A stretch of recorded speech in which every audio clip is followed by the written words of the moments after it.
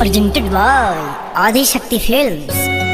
बिना देखे तेरी तस्वीर बना सकता हूँ, बिना मिले तेरा हाल बता सकता हूँ। अरे मेरी मोहब्बत में इतनी ताकत है कि तेरे आँख के आंसू अपनी आँख से निकाल सकता हूँ।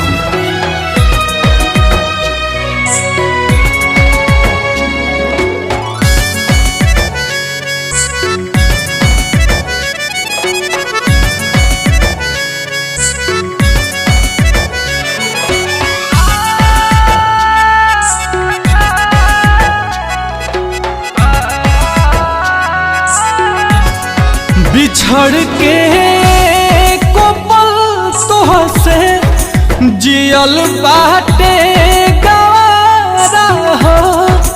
कह कैसे उमर भरला सनम करब गुजारा हो। रोता दिल बेचारा हो, होई प्यार न दोबारा हो, होई प्यार न दोबारा हो,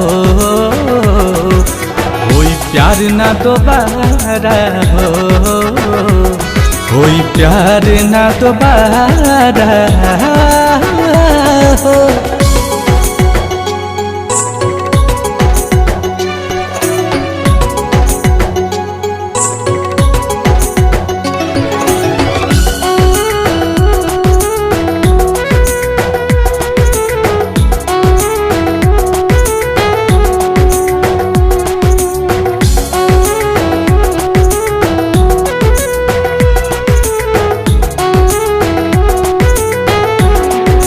फेरू दिल के ई बगिया अब कबो आबाद ना होई।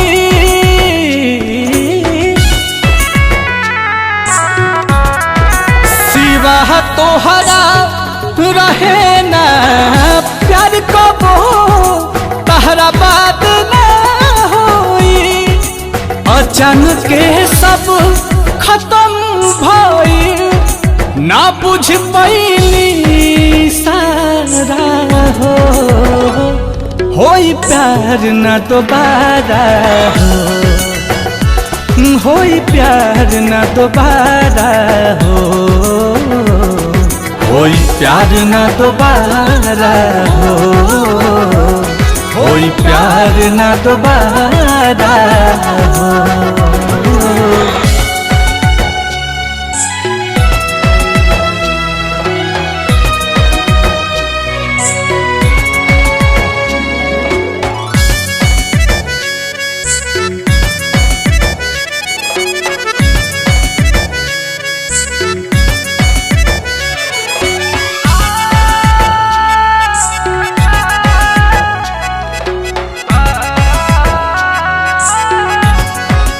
केहू औरी के कोरा में तोहार दिल खुश ता होई।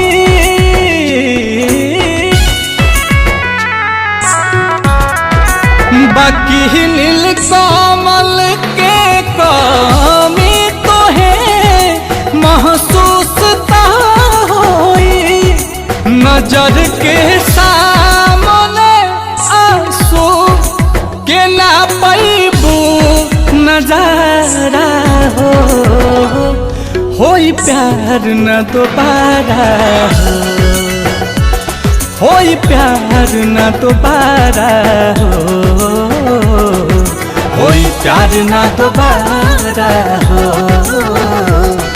होई प्यार न दोबारा हो।